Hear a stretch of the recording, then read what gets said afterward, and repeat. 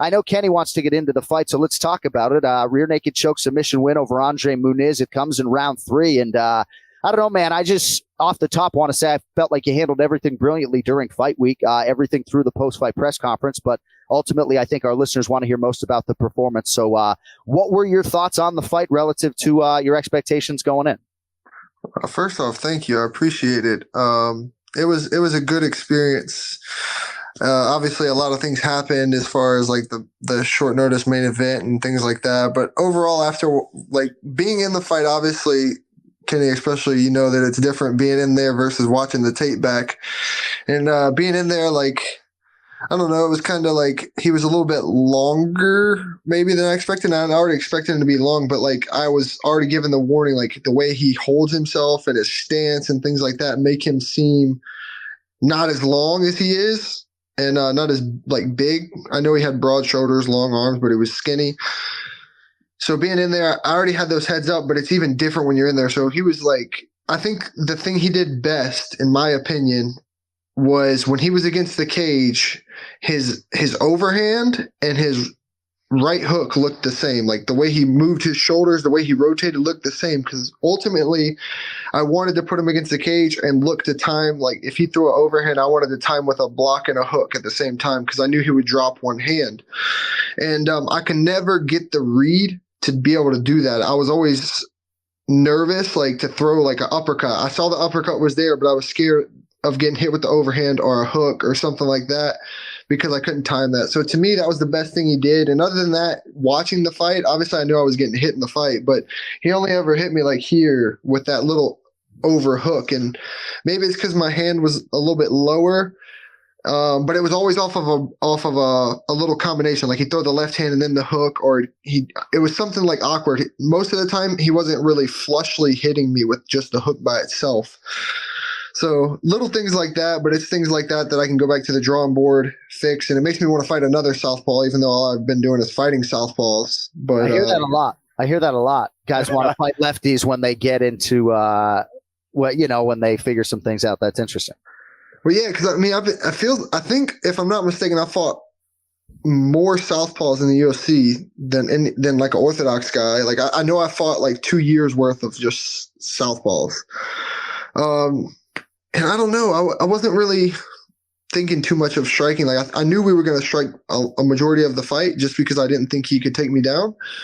But I thought my hook I would utilize my hook more. And I guess I just didn't. Like I was landing it when I threw, or maybe I was hesitant, but I know I waited on him sometimes. And I shouldn't have. I should have just kept going because when I did go forward and put my combos on, I was landing. My right hand rocked him in the first, and then it was very like accurate. I think at the end of the second, or midway through the second, something like that, before the takedown. So it was accurate when I threw it. When I doubled up on my lead hand and threw the right hand, I don't think it missed. So, Brendan, heading into this fight, obviously the narrative around Muniz is that he's a phenomenal submission artist, right? He was someone you got to watch out for, this and that. Did you have that expectation as well? Like, I got to stay away from his ground game. And then you felt it during the fight? And because you really dominated on the ground, man, like that's where you just kind of ran away with it. Was that something you felt during the fight that you decided to kind of just go for? So my ego was like, I'm going to go out there and jump guard. And we're going to see how good he is, right? My ego said that. My intelligence was like, all right, let's just keep him more striking because there's no way he beats me on the feet. And again, I was kind of hesitant, and when I let go, it wasn't there. So I obviously there's some things I need to change there and just fix, whether it's mentally or just in there. But ultimately, yeah, when I felt him on the ground in the second, I thought he was gonna immediately go like high guard in his arm bar to triangle series, and he just stayed holding, and I was creating space a little bit at a time. Instead of just going crazy and just trying to, ground and pound, because I feel I have the best ground and pound, but I have a certain series that I use, like that I've made for me, and that's my thing. And when I felt him do that, I was like, nah, he's setting me up for something.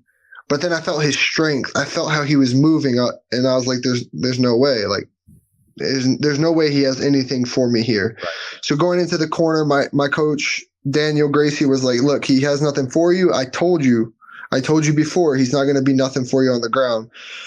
So then when we come out for the third, obviously, again, I was a little hesitant striking. Not hesitant, but I was just waiting for him for some reason instead of letting go. I mean, maybe it's just because of the fact is like it's a 4-ounce glove and we weigh Sure, probably of course. 200 pounds at that Yeah. point. Yeah.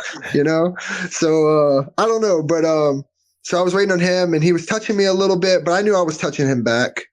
But then I was just like, why stay here tit for tat? I want to see really what this ground's like. So I took him down, big takedown.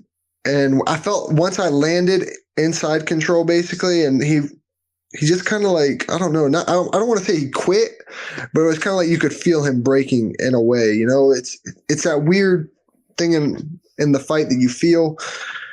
And once I mounted him, I was like, this ain't gonna last. I didn't know the time. Don't get me wrong. I didn't know the time. I didn't know we had 35 seconds left when I tapped him, but I knew I was going to create some damage before the round was over. But yeah, so to answer your question, yeah, I definitely felt it.